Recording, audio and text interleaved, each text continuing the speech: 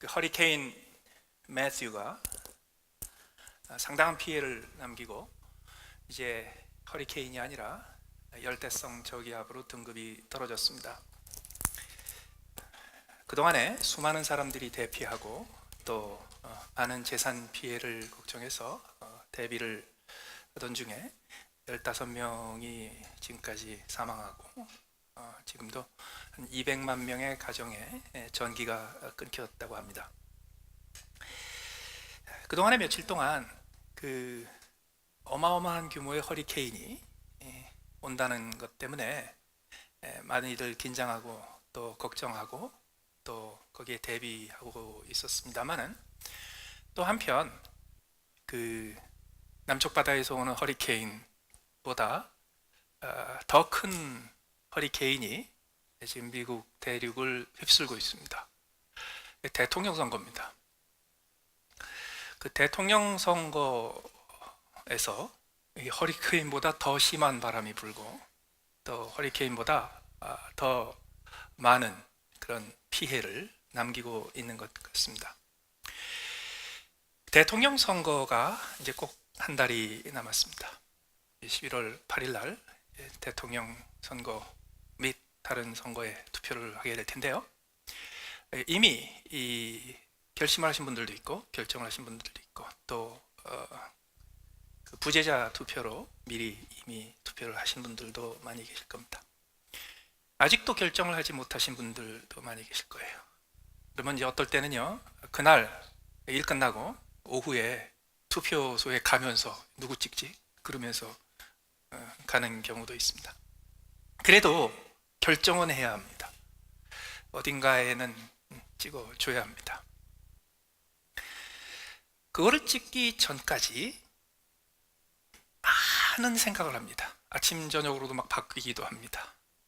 며칠 사이에 지지 후보가 바뀔 수도 있습니다. 바뀌는 이유가 있습니다. 그때 우리가 적용하는 우리의 판단 기준이 조금 달라지기 때문입니다. 특별히 판단하는 가치관이 달라지기 때문입니다. 예를 들어서 나라 경제를 걱정할 적에는 이 후보를 찍어야 되겠고, 그런데 내 먹고 살 일, 내 개인적인 보험 뭐 이런 거를 생각하면 이 사람을 찍어야 되겠고, 또 윤리와 도덕, 개인적인 인격을 생각하면 이 사람을 찍어야 되겠고, 그래도 미국의 이 사회적인 전국적인 그런 가치관의 흐름을 보면 또 이 사람을 찍어야 되겠고, 그때 누구를 찍을 건가가 달라지는 이유는 그때 그 판단을 하는 기준이 되는 가치관을 어떤 것을 붙잡느냐에 따라 바뀝니다. 그런데 이 결정을 내릴 가치관이 굉장히 많습니다. 윤리적인 기준, 도덕적인 기준, 경제적인 기준, 심지어는 그 양반 시원하게 잘생겼네, 이거 가지고도 결정하기도 합니다. 호감. 어떤 젊은 청년한테 이런저런 얘기를 하다가 저한테 그러더라고요. 자기는 후보가 정해졌대, 누구를 찍을지. 그래서 내 기대하고는 다른 사람을 찍는데 너는 왜 그 사람을 찍니? 그랬더니 하는 얘기가 다른 후보가 대통령이 너무 쉽게 되지 않도록 그 사람을 찍는데요. 그래서 정말 이 표 찍는 게 정말 기준들이 다 다르구나 그랬어요. 근데 우리가 보통 때는 아침 저녁으로 생각 바뀔 수 있어요. 아직 한 달 동안은 그런 자유가 있습니다. 그럴 경우는 여러 가지를 고려하게 됩니다. 굉장히 다양한 것을 다 고려하게 됩니다. 그래서 복잡해져요. 그러면 그게 다 정리가 돼서 결론이 나서 표를 찍는 경우는 거의 없습니다.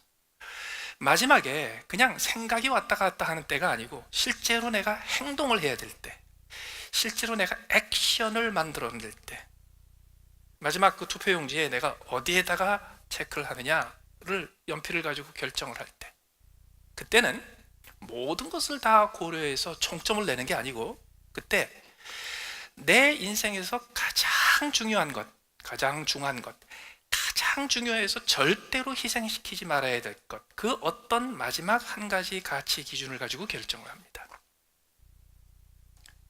보통 행동을 결정할 땐 그렇게 돼요. 문제는 우리 인생에서 이렇게 여러 가지를 다 고려해서 망설이다가 도저히 피할 수 없는 결정을 마지막에 어떤 한 가지 가치 기준에 의해서 결정을 해야 될 상황이 우리의 인생에 그렇게 많지가 않습니다. 대부분의 경우 우리는 결정을 안 하고 넘어갑니다. 그래서 그냥 옆에서 흘러가는 대로, 내 인생이 흘러가는 대로 그냥 따라가는 경우가 훨씬 더 많습니다. 딱 부러지게 결정하지 못하는 경우가 대부분입니다. 그 결정을 할 때도 끝까지 망설이다가 에라 모르겠다, 그리고 아무거나 이루고서 결정을 하지, 이거는 절대로 안 돼, 그러면서 결정하는 경우가 별로 없어요. 그러다 보니까 우리의 인생에서 아주 중요한 모든 것이 걸려있는 그런 결정을 자주 못하다 보니까 그 결정을 할 때 내게 무슨 가치 기준이 가장 중요한지를 확인할 수 있는 기회가 별로 없습니다. 그래서 인생의 마지막에 오랜 세월이 지난 후에 신앙적으로나 사역에 있어서나 섬김에 있어서나 인생 살아가는 길에 있어서 가장 마지막에 정립이 되는 것이 바로 내 인생의 가장 중요한 가치 기준이 뭔가가 마지막에 정리가 됩니다. 그래서 인생 살만하면 인생이 끝납니다. 오늘 디모데 후서를 통해서 원숙하고 완숙한 숙성한 바울 사도의 모습을 보는데, 디모데 후서에서도 4장의 마지막 절 22절을 우리가 살폈습니다. 이 22절은 바울의 원숙함을 보여주는 디모데 후서에서도 맨 뒤에 나오는 인사말입니다. 그런데 이 인사말은 바울 사도가 그동안에 개인에게 또는 교회에 보냈던 여러 가지 다양한 편지에 등장하는 통상적인 인사말하고 크게 다르지 않습니다. 그럼에도 불구하고 이제는 원숙하고 완숙한 바울 사도에 그가 자기의 영적 아들인 디모데에게 주었던 모든 원숙한 완숙한 교훈을 담은 편지의 마지막을 장식하는 인사말이다 보니까 여기에 바울 사도의 원숙함의 모든 것을 보여주는 핵심적인 것이 담겨 있습니다. 특별히 다른 서신서와 비교해서 비슷한 점, 다른 점을 고려해 보면 그게 더 두드러집니다. 오늘 우리가 읽은 이 본문에서 바울 사도의 원숙함을 결정해주고 바울 사도가 숙성했음을 보여주는 결정적인 증거가 무엇인지를 찾아봅니다. 두 가지입니다. 바울 사도에게서 가장 중요한 것, 그의 인생에서 가장 소중하게 붙잡아야 될 가치관을 두 가지를 발견한 겁니다. 첫째는 우리에게 있어서 우리의 심령이 중요하다는 겁니다. 하나님에게 있어서는 은혜가 가장 중요하다는 거예요. 표현을 바꾸자면 우리가 보통 때 여러 가지를 고려하고 뭐 그냥 이렇게도 생각하고 저렇게도 생각할 적에는 상관이 없지만 우리의 인생의 아주 중요한 순간에 모든 것이 달려있는 그 순간에 우리가 절대로 포기하지 말고 붙잡아야 될 가장 소중한 것이 우리에게 있어서는 심령이요, 하나님에게 있어서는, 다시 말해서 하나님이 무엇인가 행동하실 때는 은혜라는 거예요. 그거를 최종적으로 정리하는 겁니다. 22절이 어떻게 됩니까? 나는 주께서 내 심령에 함께 계시기를 바라노니 은혜가 너희와 함께 있을지어다. 우리말로는 좀 번역이 깁니다. 우리말 구조상 이게 길 수밖에 없습니다. 그런데 원래 이 마지막 인사말은 굉장히 짧은 문장입니다. 몇 단어 안 됩니다. 영어 성경을 보시면 영어 성경에는 이렇게 나옵니다. The Lord be with your spirit. 그리고 두 번째는 우리말로는 은혜가 너희와 함께 있을지어다 이렇게 되어 있죠. 이거를 영어 성경에서는 그냥 The grace be with you 이렇게 되어 있습니다. 아주 짧은 문장입니다. 이렇게 짧은 문장이기 때문에 거기에 중심이 되는 단어가 제일 중요합니다. 첫 번째는 뭐예요? 우리 심령, 우리 스피릿입니다. 우리의 인생에서 우리가 가장 소중하게 붙잡아야 될 것은 우리의 심령입니다. 이렇게 심령, 스피릿, 그러면 갑자기 또 초자연적이고 신령해지는 분들이 계세요. 구약이나 신약이나 우리의 영이라고 말했을 때 그거는 우리가 생각하는 육신과 구별되는 희한한 신비한 보이지 않는 어떤 신비한 영적인 존재 뭐 이런 것보다도 우리의 하나님의 형상을 닮아 지음을 받은 육신과 영혼을 가진 우리의 생명을 하나님의 생기를 가진 우리의 인간 존재 자체를 가리키는 경우가 대부분입니다. 그렇다면 오늘 본문에서 바울 사도가 나는 주께서 너와 함께 계시기를 원하노라 라고 얘기했으면 충분합니다. 그런데 거기에 내 심령이라고 얘기해. 그렇기 때문에 이것은 사실은 마음입니다. 마음. 우리가 성숙하고 원숙하는 과정에서 최종적으로 내 인생에서 내가 지켜야 될 가장 소중한 것이 무엇일까? 그것은 우리의 마음입니다. 마음이 왜 중요하냐고요? 우리가 새파랗게 젊었을 적에는 마음이 중요하지 않습니다. 몸이 중요합니다. 우리의 몸이 제일 중요합니다. 더 나아가서 몸을 가지고 이룰 수 있는 일이 제일 중요합니다. 그래서 내게 가장 중요한 어떤 일을 이룰 때에 우리가 젊었을 때 팔팔하게 새파랄 적에는요, 그때는 몸을 가지고 중요한 일을 이루고 몸을 가지고 가치 있는 일을 이루려고 뛰어듭니다. 몸이 중요해요. 그러다가 나이가 먹고 이제 인생의 경험이 쌓이고 지혜가 쌓이면 그 다음에는 몸보다 더 중요한 것이 있다는 것을 압니다. 뭐가 중요하냐면 생각이 중요합니다. 그래서 내 인생에서 가장 소중한 것을 이루기 위해서, 내 인생에서 가치 있는 것을 얻기 위해서는 몸보다 중요한 게 있는데 생각이다. 다시 말해서 내 판단력이 중요하고 내 지식이 중요하고 내가 어떻게 생각을 해서 어떻게 결론을 지어서 어떤 선택을 해서 어떤 판단을 하는 것이 중요하다. 이게 장년기의 특징입니다. 그래서 그럴 때는요, 머리가 분주해요. 생각이 분주해요. 생각이 복잡해요. 그러다가 영적으로 정신적으로 인생에 있어서 육체적으로 원숙해지면 그때부터 뒤늦게 깨닫는 게 있어요. 몸보다 중요하고 생각보다 중요한 것은 내 마음이다. 그 마음이 어떤 것입니까? 그 마음은 판단하고 선택하고 그리고 논리를 펼쳐가고 설득하는 곳이 아니에요. 그것은 슬픔을 느끼는 것이고 고통을 느끼는 것이고 그것은 두려움을 느끼는 곳이고 그것은 기쁨을 느끼는 곳이고 그것은 평화를 느끼는 것이에요. 지금 바울 사도는 주님께서 내 마음에 함께 계시길 원한다. 내 마음에 함께 계시길 원한다. 주님께서 내 마음에 함께 계셔야 될 이유가 뭐예요? 이유가 있어요. 우리에게 있어서 마음이 가장 중요하다면 그 마음은 어떤 마음이어야 돼요?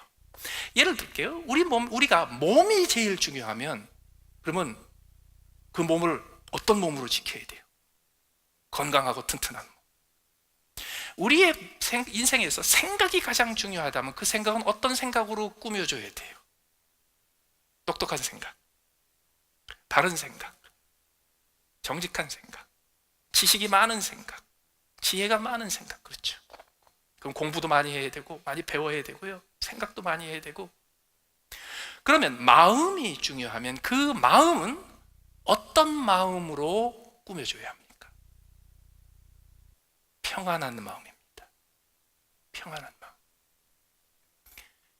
원숙하고 성숙하고 완숙함의 증거는 뭐냐면요, 비록 내 몸이 시달려도 비록 내 생각은 뜻대로 돌아가지 않아도 내 인생에서 가장 소중한 것은 내 마음이요, 그 마음은 평화로운 마음이어야 돼. 이걸 가장 중요하게 여겨요. 그래서 성경에서 우리가 구체적으로 어떤 행동을 옮기고 실천을 할 때, 어떤 까다로운 결정을 내릴 때 성경은 우리에게 이렇게 실질적인 방법을 제시합니다. 내 마음의 평안을 따라 행하라. 내 생각을 따라 행하면 헷갈리고 정신없기만 해요. 내 몸을 따라서 행하면 언젠가는 피곤해져요. 그런데 몸을 따라서 행하다가 생각을 따라서 행하다 보면요, 항상 마음이 이상해요. 하나님이 우리에게 가장 소중하게 지키라고 주신 거 우리 마음이. 그럼 그 마음을 어떻게 지켜야 돼요? 그 마음은 항상 평화로워 지켜야 돼요. 그렇기 때문에 어떤 선택이 왔을 때, 어떤 결정의 기회가 왔을 때 이걸 하면 내 몸이 편해질 건가? 그게 아니고요. 이걸 하면 내 생각대로 될 건가? 그게 아니고 이걸 하면 내 마음이 평화로울까? 그걸로 결정하면 하나님이 기뻐하시는 결정이 된다는 거예요. 다시 말해서 우리의 마음은 평화로우면 그러면 족합니다. 이걸 뒤늦게 알아요. 젊었을 적에 팔팔하게 새파랗게 뛸 때는요, 이 몸으로 이룰 수 있는 중요한 것을 성취하는데, 그때 생각이 작용하면 그때 우리에게 도전이 옵니다. 어떤 도전? 내 눈에는 이게 불의야. 내 눈에는. 그리고 내 생각으로도 이것은 불의한 일이야. 이걸 어떻게 그냥 둘 수 있어? 이것을 정의로 바꿔야지. 그러면 몸이 뛰어들고 생각의 판단이 뛰어듭니다. 그럴 때 어떻게 되나요? 마음은 평화롭지 않아요. 마음은 길길이 뛰지, 흥분하지, 분노하지, 의로운 분노, 정의로운 분노. 근데 그거를 여러 번 하다가 보면 말이죠, 그래봤자 사람들 마음만 다치는 게 있고 별로 덕되는 거 없었다라는 걸 뒤늦게 깨달아요. 그래서 마음의 평안으로 돌아가는 거예요. 그러면 마음의 평안을 지키기 위해서는 어떻게 해야 합니까? 한국에서 마음이라는 거 인터넷에 뒤져보면요, 정신 수양하고 호흡하고 단전 호흡하고 뇌체조하고 이런 거, 그래가지고 이상한 하여튼 그 도 닦는 걸로 돈 많이 버는 기관이 제일 먼저 나옵니다. 마음 수련. 그렇게 마음 수련하면 우리의 마음이 평안해질까요? 조금 평안해져요. 근데 문제는 뭐냐면, 내가 열심히 명상하고 열심히 뇌체조라는 거 하고 마음 수양을 해가지고서 고요한 음악을 듣고 내가 스트레칭을 하고 그리고 정신 집중을 하고 마음을 비우고 주문을 외우고 어쩌고저쩌고 해가지고 마음이 이렇게 고요해졌잖아요. 어느 날 그 옆에서요, 누가 말 한마디면 내 마음은 다 깨져. 누가 속 끓는 소리 한마디만 하면요, 와장창 깨지는 거예요. 우리의 마음이 평화를 누리는 것이 너무도 소중한데, 문제는 뭐냐면 그 마음의 평화를 이 세상이 가만 내버려 두지 않는 거예요. 따라서 우리의 마음이 평화를 얻기 위해서 우리가 노력하는 그 많은 노력들이 우리에게 영원한 평화를 가져다 주지 않습니다. 잃지 않는 평화, 잃어버리지 않는 평화를 가져다 주지 않습니다. 그것을 성경에서 이렇게 부릅니다. 세상이 주는 평화라고 합니다. 오늘 본문에서 바울 사도가 주께서 내 심령에 내 마음에 함께 계시길 원하노라 라고 얘기한 이유가 뭐예요? 이 세상이 주는 잠깐 있다가 안개처럼 사라지고 잠깐 있다가 그냥 썰물처럼 사라지는 그런 평화가 아니라, 하나님이 주시는 평화, 하늘의 평화를 누릴 때 그 평화는 내 주변에 어떤 환경과 여건과 상관없이, 누가 옆에서 무슨 소리를 하든 상관이 없이, 누가 내 앞에서 무슨 짓을 하든 상관이 없이 내 마음이 지킬 수 있고 내 마음에서 사라지지 않는 평화예요. 그 평화를 어떻게 얻을 수 있습니까? 길이 하나밖에 없습니다. 하나님이 함께 하셔야 합니다. 하나님이 함께 하실 때에 하늘에서 오는 평화, 이 세상이 주지 못하는 평화를 얻을 수 있습니다. 예수님께서 지극히 평화롭지 못한 과정을 거쳐서 십자가에 달리시고 장사 지내셨습니다. 무덤에 묻혔습니다. 그 사이에 제자들에게 가장 평화롭지 못한 일들이 벌어졌습니다. 배신하고 부인하고 다 도망가고 다 깨졌습니다. 그들의 마음이 평화가 하나도 없고, 그 평화가 있어야 될 마음 속에 불안이 있고 걱정이 있고 절망감이 있고 좌절감이 있고 배신감이 가득 차서 어쩌지 못하던 상황에 사흘 만에 예수님께서 부활하셨습니다. 그 부활하신 예수님께서 제자들 앞에 탁 나타나셨습니다. 제자들 앞에 나타나셨을 때 제일 먼저 하셨던 말씀이 뭔지 아세요? 봐라, 내가 부활했노라, 이게 아니에요. 봐라, 내가 돌아왔노라, 이것도 아니에요. 봐라, 내가 승리했노라, 이것도 아니에요. 예수님이 가장 먼저 하셨던 말씀은 평화를 주노라. 평화를 주노라. 평안하라. 열린 무덤 앞에서 예수님의 시신이 없어져서 슬퍼하고 있는 여자들한테 예수님이 나타나서 제일 먼저 하신 말씀이 이거였어요. 너희는 평화하냐? 숨어서 떨고 있는 제자들 앞에서 예수님이 나타나셨을 때 그 예수님이 제일 먼저 하신 말씀이 그거였어요. 평화가 있을지어다. 왜요? 그동안에 그들이 왜 그 마음속에 평화가 없었어요? 3년 동안 함께 계셨던 예수님이 없어지셨기 때문에. 그 예수님이 함께 계셨을 적에는 풍랑이 일었어도 괜찮았어요. 그 예수님이 함께 계셨을 적에는 먹을 것이 다 떨어졌어도 괜찮았어요. 그 예수님이 함께 계셨을 때는 사람들이 그들에게 돌을 던졌을 때도 괜찮았었어요. 그 예수님이 함께 계셨을 적에는 밤이건 낮이건 군중 속이건 아니면 사막 한가운데서건 간에 그들은 평화로웠어요. 그 예수님이 없어지고 그 마음이 다 깨져버렸단 말이죠. 예수님이 다시 오셨어요. 함께 있고자 오셨어요. 그 결과가 뭐예요? 평화예요. 그렇다면 예수님께서 함께 하심으로, 주님께서 함께 하심으로 그 누리는 평화가 영원히 우리 안에 자리 잡으려면 어떻게 해야 합니까? 그것이 잠깐 있다가 사라지는 게 아니고, 걱정할 때, 근심될 때 예수님의 이름을 부르고 찬송하며 기도하면 그때 잠깐 편해졌다가 그 다음날 또 없어져. 이렇게. 그게 아니고 그 평화가 영원히 내 마음을 지배하려면 어떻게 해야 됩니까? 그 예수님이 내게 어떤 분인지를 알아야 돼요. 나와 함께 하시는 그분이 도대체 어떤 분위기에 내 마음에 평화를 주는지를 알아야 합니다. 그분이 어떤 분이세요? 그분은요, 우리에게 은혜를 주시는 분이세요. 하나님은 우리를 대하여 여러 가지를 다루시다가, 여러 가지를 고려하시고 여러 가지를 종합하시다가 마지막에 나를 위해서 무엇인가를 행동을 하실 때에는 항상 은혜의 기준을 적용하십니다. 사실은 하나님이 나와 함께 하십니다 라는 소리를 들으면 마음이 평화롭네 라는 사람도 있고, 하나님이 당신과 함께 하세요 그러면 그 다음부터 불안해지는 사람도 있습니다. 하나님이 함께 하시는 게 자동적으로 평화를 보장하지 않습니다. 얼마 전에 DC에서 미국의 인종 갈등 문제에, 그 인종 차별을 척폐하는 일에 열심히 앞장서서 뛰시는 아주 유명한 분을, 목사님을 만난 적이 있어요. 이분이 특별히 미국의 아프리칸 아메리칸, 흑인들을 향한 인종 차별을 없애고자 수십 년 동안 헌신하신 분이세요. 이분이 자기가 그렇게 헌신하게 된 배경 이야기를 해주시더라고요. 시카고에서 변두리에 살았대요. 시카고의 변두리에 있는 어떤 조그마한 동네에서 사는데 그 동네에 거의 다가 백인이었대요. 근데 그 집에, 그 동네에 몇 집 흑인 집이 있었대요. 근데 그 흑인 가정에 있는 아이하고 친구가 됐대요. 그래서 자주 만났대요. 그런데 한 번은 그 흑인 친구 아이가 자기한테 이렇게 얘기하더래요. 참, 너희 엄마는 이상하다. 왜? 물어보니까 바로 그때 친구를 만나서 이제 놀려고 집 밖으로 나갈 때 그 백인 아이의 엄마가 아이한테 이렇게 얘기해 준 거예요. 너 문제가 생기면 경찰을 찾아. 이렇게 얘기한 거예요. Remember, when you are in trouble, find the cop. 네가 길을 잃었건, 또 어려움에 처하건, 네가 힘드는 일이 생기건, 네가 도움을 필요할 일이 생기면 when you are in trouble, find the cop. 경찰 아저씨를 찾아. 알았어. 그러고 나왔는데 이 흑인 친구 아이가 그걸 보더니 너무너무 이상하다는 거예요.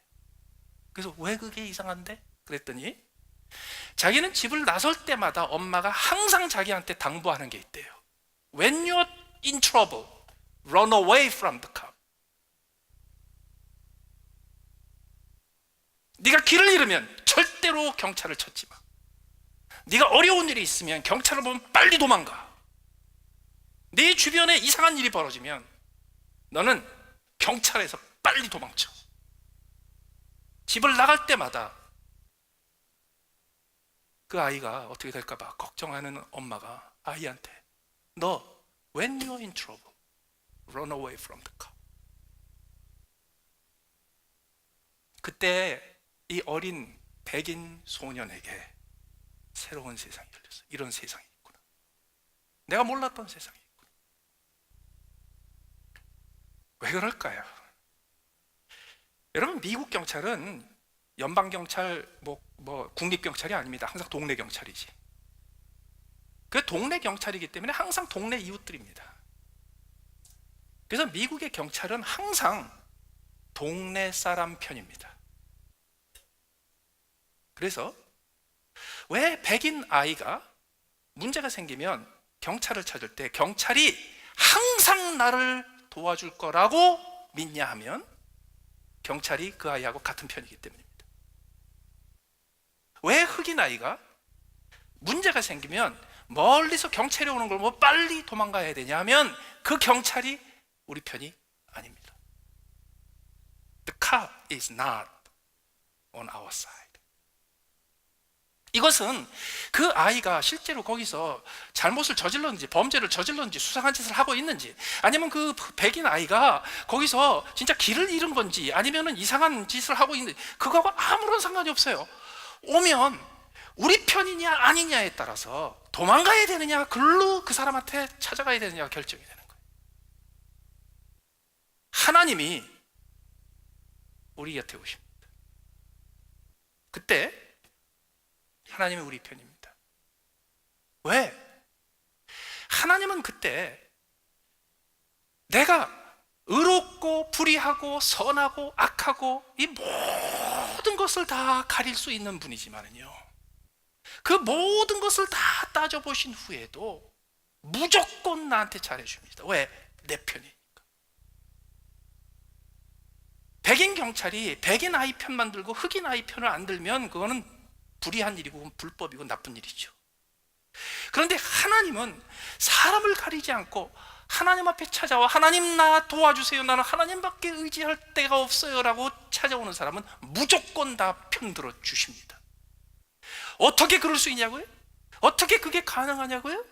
하나님처럼 최종적인 판단을 내리고 최종적인 기준을 가지고 우리의 모든 죄와 우리의 모든 악행을 다 하나도 빠짐없이 다루시며 거기에 마땅한 응분의 보상을 해야 될 책임을 가지신 분이 어떻게 나한테 무조건 내 편을 들어줄 수 있냐고요? 만약에 하나님이 그렇게 내게 있는 어떤 것도 고려하지 않고 내가 잘한 것 못한 것 아무것도 상관없이 그 하나님이 무조건 내 편만 들어준다면 그분은 불의한 분이 아닙니까? 그런 하나님을 나는 인정할 수가 없습니다. 그럴까봐 하나님께서 나를 위해서 자기의 아들을 십자가에 죽기까지 하게 하신 겁니다. 그리고 나한테 찾아오세요. 그리고 내가 너와 함께 있으니까 떨지 마, 불안해하지 마. 너는 내 앞에서 조금도 긴장할 필요가 없어. 나는 네 편이 돼서 내 마음에 평화를 줄 거야. 그게 은혜예요. 은혜의 핵심이 뭔지 아세요? 내가 잘한 것 없어도, 내가 자격이 없어도, 아니 내가 한 것을 직접 따지자면 은혜가 아니라 야단맞고 징계를 받고 징벌을 받고 심판을 받아야 마땅한데도 불구하고 하나님께서 무조건적으로 내 편을 들어주세요. 그게 은혜예요. 자, 그런데 왜 우리는 계속해서 예수 믿는다고 하면서 하나님의 자녀이면서 마음에 평화가 없을까요? 우리가 생각으로는 알아요. 예수님이 당신을 위해서 죽으셨어요. 믿습니까? 아멘! 생각이에요. 어느 날 위험한 일이 닥치고 걱정스러운 일이 닥쳤을 때 갑자기 기도로 매달려야지, 그래서 매일 밤 기도하고 새벽마다 와서 기도하고 주께 울부짖어 기도하는 거 몸이 하는 일이 열심히 해요. 그때 하나님께서 평강을 주세요. 근데 잠깐 있다가 그나마도 없어져요. 왜 영원한 평화, 없어지지 않는 평화, 세상이 빼앗지 못하는 평화가 내 마음속에 있는 게 아니라 그게 잠깐 있다가 없어져. 왜 이러냐 말이죠. 이유가 있어요. 우리가 아직도 그 하나님이 내게 잠깐 왔다 계시는 줄 알아. 그 하나님이 완벽하게 전적으로 내 편만 들어주시는 분이라는 사실을 몰라요. 그리고 그것이 생각으로는 아는데 우리의 마음속에 와서 새겨져 있질 않아요. 우리의 마음속에 배어 있지를 않아요. 그 마음속에 완전히 젖어 있지를 않아요. 그런 이유가 뭔지 아십니까? 우리의 생각에서, 우리의 행동에서, 우리의 마음속에서 주께서 나를 위하여 죽으셨습니다를 너무 덜 생각해서 그래. 그걸 너무 덜 살펴서 그래요. 우리가 예수 그리스도의 십자가, 하나님이 나를 위해서 죽으셨습니다. 예수님께서 나를 위해서 죽기까지 사랑하셨습니다. 그래서 나를 위해서 줄 걸 다 주셨습니다. 생명까지 주셨습니다. 이게 매일매일 순간순간 우리의 마음속에 되풀이되고 됐을 때 비로소 우리의 입술에 익숙하고 우리의 생각에 익숙한 것뿐만 아니라 우리의 마음속 깊숙이 우리의 불안과 걱정과 염려와 어두움과 모든 기쁨과 모든 환희가 다 작동하는 그 마음 바닥에 그게 깔려질 때까지 반복해야 돼요.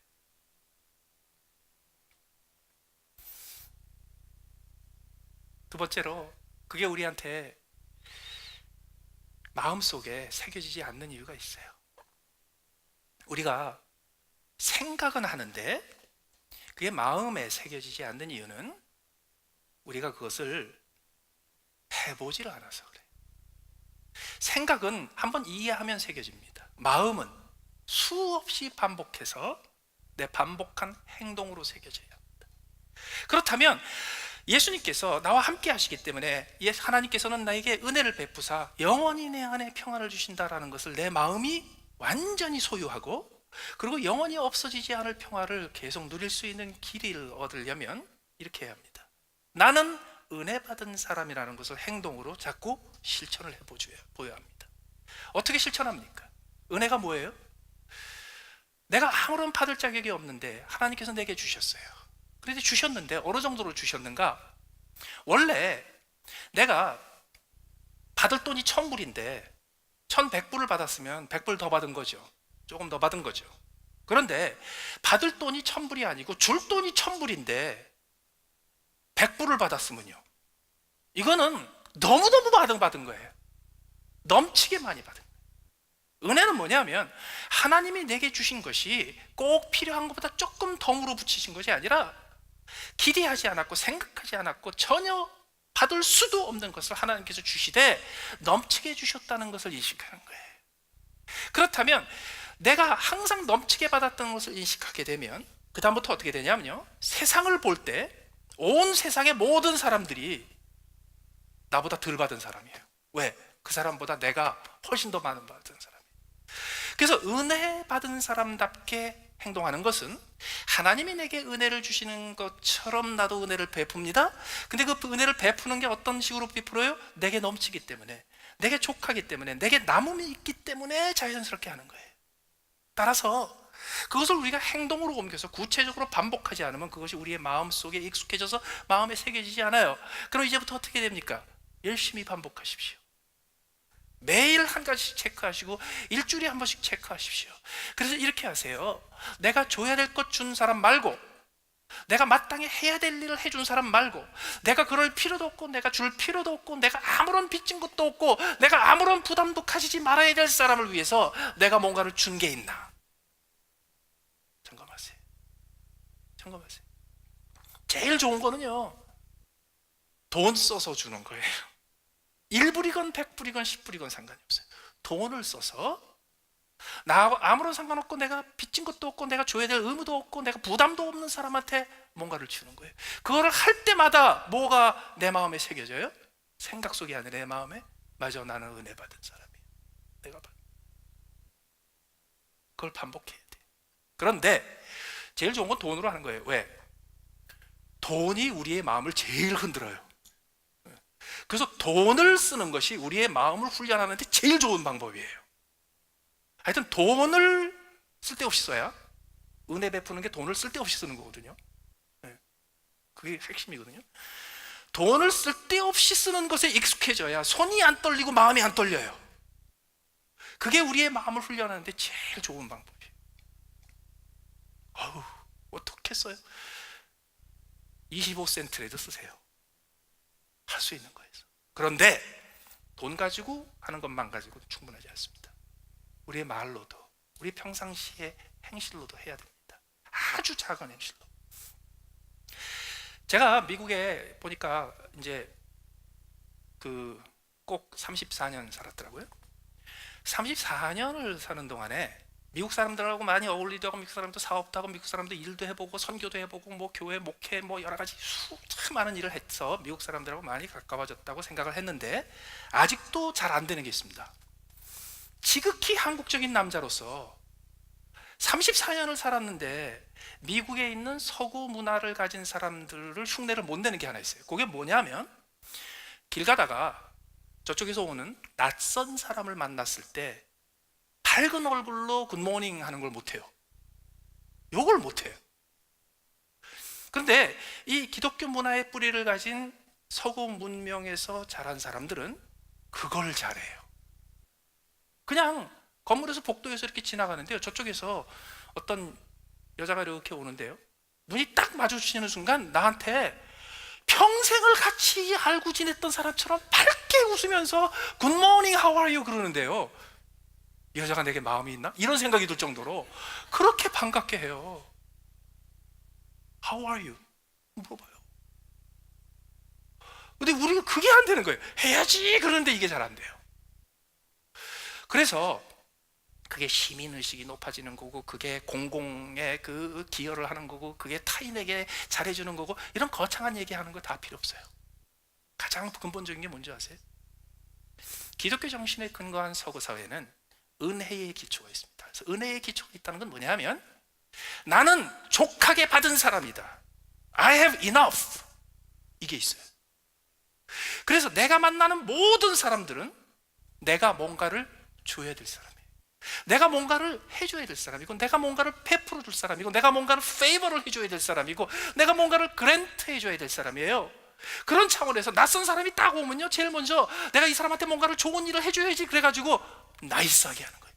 그런데 그 은혜의 문화가 뿌리에 없는 경우는 어떻게 하냐면, 낯선 사람이 이렇게 오잖아요. 그러면 이 사람이 도대체 어떤 종류의 사람인가를 파악을 해야 돼. 이 사람이 나한테 호의적인 사람인가 악의를 가진 사람인가, 이거를 파악을 해야 돼.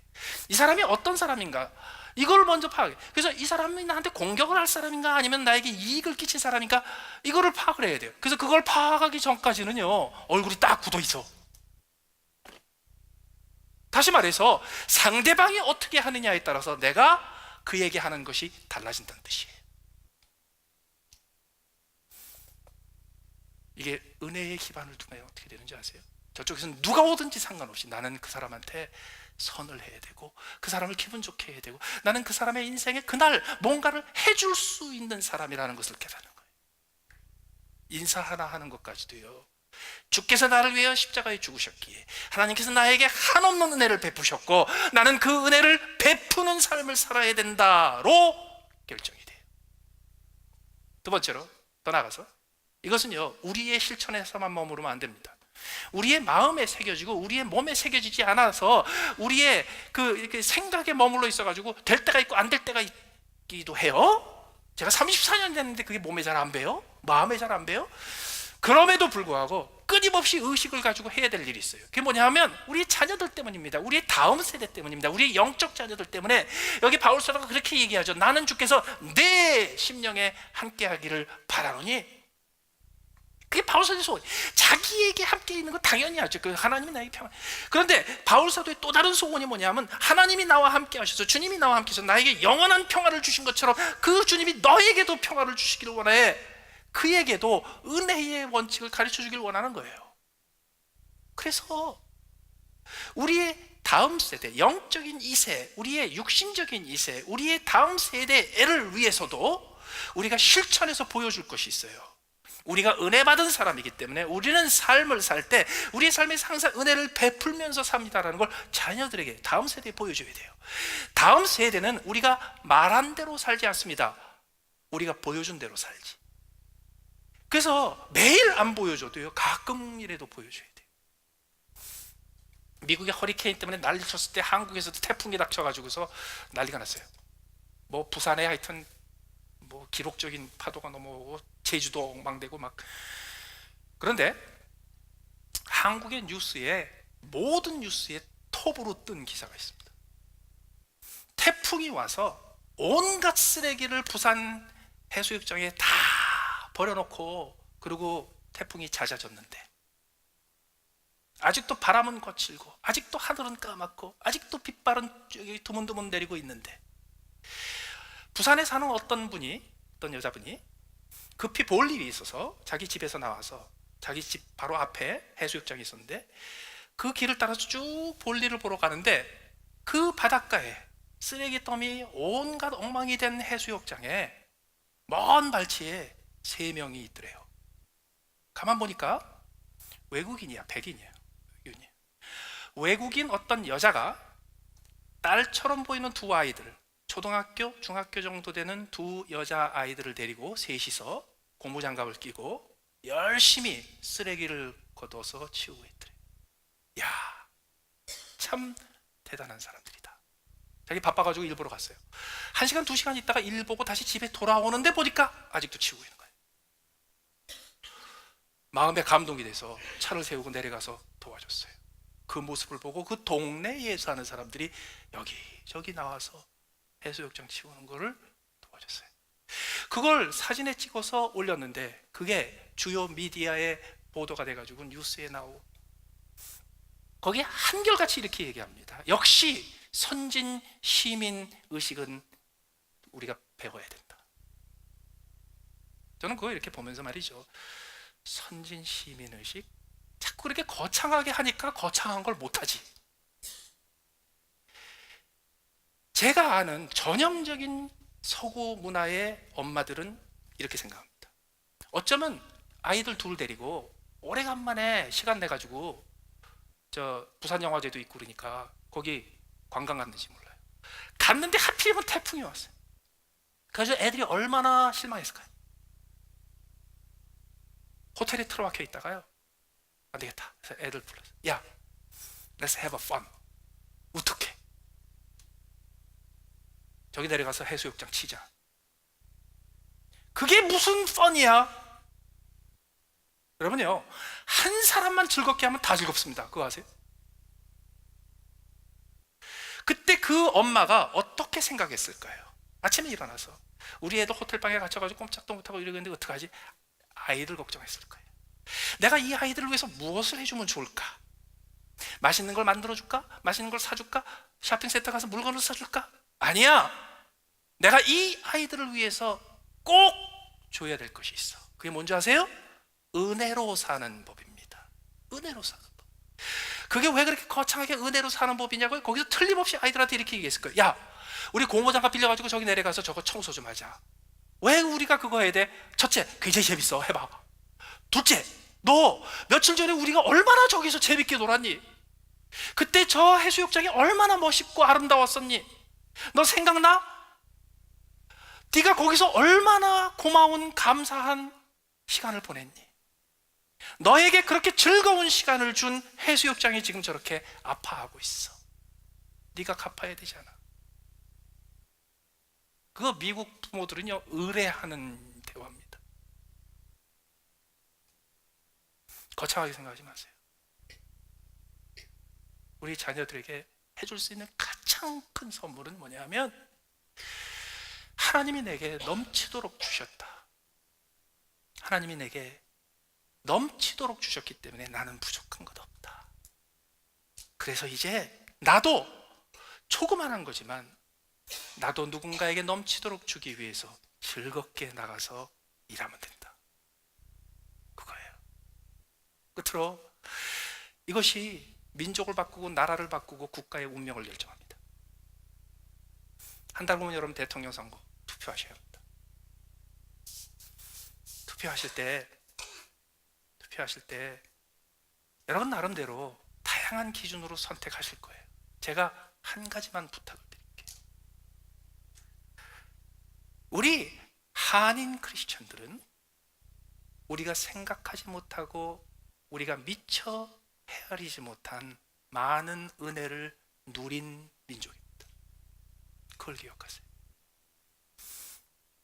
가까운 백인 목사님들하고 최근에 있었던 인종차별 문제에 대해서, 인종 분쟁 문제에 대해서 이런저런 얘기를 했어요.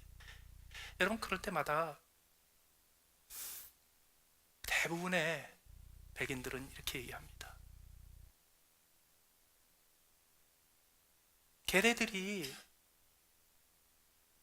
흑인으로 태어난 것도 죄가 없지만 내가 백인으로 태어난 것도 죄가 아니라고. 왜 그게 중요한지 아세요? 흑인으로 태어나지 않고 백인으로 태어났다는 한 가지 때문에 얼마나 많은 유익을 누리고 살고 있는지 아세요?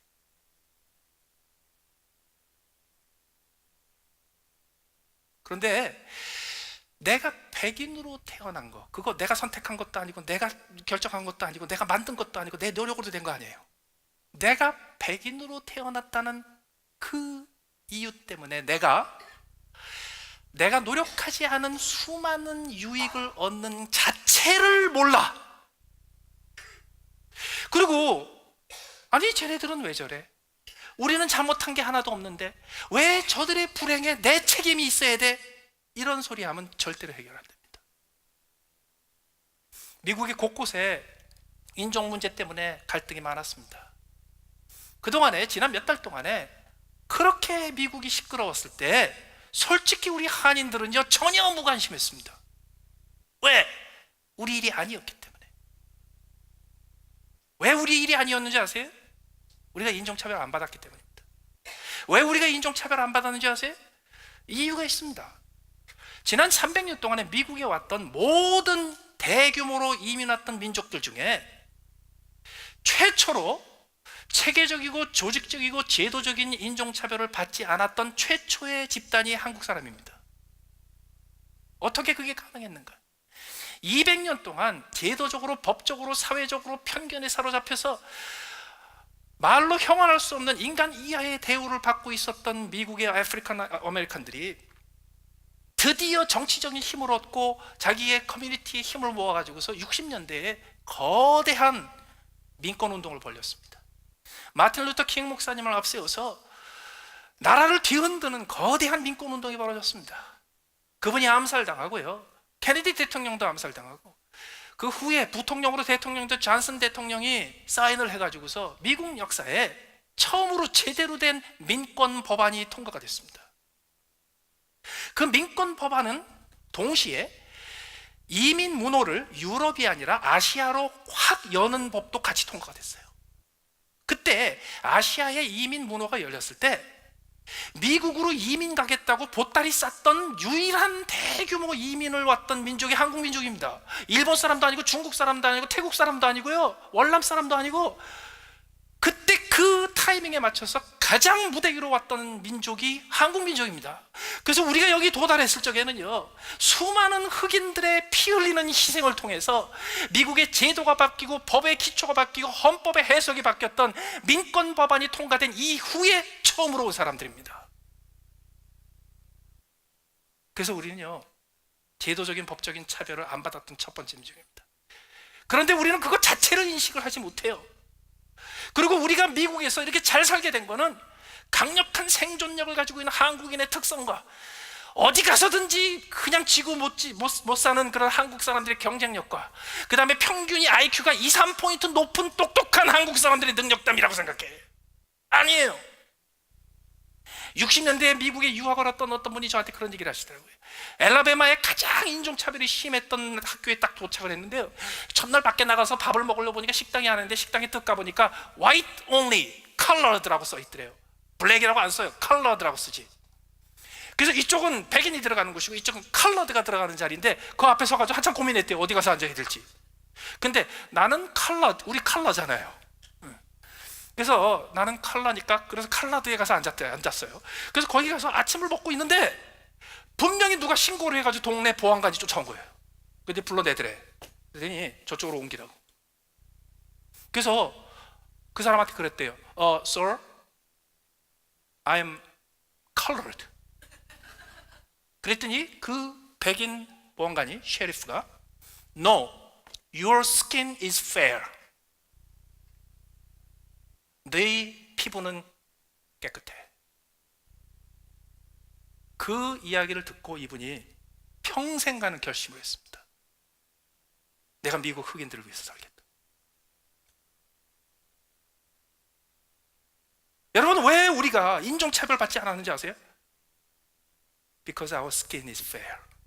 Not because we are better people. Not because we worked harder than any other people. 그런데 문제는 뭐냐면요, 대부분의 백인들이 그러는 것처럼 우리가 한국인으로서 당연히 요청하지도 않고 기대하지도 않았고 내가 노력하지도 않으면서 받고 있는 사회적인, 제도적인, 법적인 모든 특권을 인식도 못하고 있어요. 그리고 저 사람들은 왜 저러는 거야? 조금 더 성실하게 살지, 좀 더 제대로 살지, 그렇게 사니까 그렇지, 그렇게 범죄율이 높으니까 그렇지, 그러고 있어요. 세상 기준으로는요 정당해요. 그게 하나님 나라에서는 먹히지 않아요. 왜? 우리가 은혜 받은 자이기 때문에. 하나님의 은혜를 받았고, 역사의 은혜를 받았고, 이 나라의 은혜를 받았고, 사회의 은혜를 받았고, 우리의 부모의 은혜를 받았고, 우리 가족들의 은혜를 받았고, 나 때문에 희생했던 내 동생의 은혜를 받았고요. 한 달 후면 미국의 운명이 결정이 되는 중요한 때가 됩니다. 여러 가지 판단 기준이 적용될 수 있습니다. 한 가지 기억하십시오. 우리는 미국에서 하나님의 은혜 더하기, 미국에 앞서서 핍박받고 차별받았던 수많은 사람들의 은혜도 같이 받은 사람입니다. 우리가 빚진 사람입니다. 그래서 어느 쪽으로 선택을 하시든지 한 가지는 희생시키지 마십시오. 내가 은혜를 갚아야 됩니다. 내가 은혜를 갚아야 됩니다. 그리고 그것을요, 여러분의 자녀들에게, 우리 다음 세대에게 행동으로 보여주세요. 보수, 진보 다 소용없어요. 그런 거 다 중요하지 않아요. 우리 자녀들에게 줄 수 있는 가장 소중한 것은 너는 은혜 받은 자고 우리는 은혜 받은 자. 우리의 남은 인생은 은혜 베풀어 은혜 갚는 인생이야. 은혜 받는 삶을 선물로 주실 때 그것이 우리의 후세를 위해서 줄 수 있는 가장 위대한 선물인 것을 기억하시고 앞으로 하루하루 은혜 받은 자답게 은혜를 베풀며 은혜를 나누며 살아갈 수 있게 되시기를 예수님의 이름으로 축원합니다. 같이 기도하시겠습니다.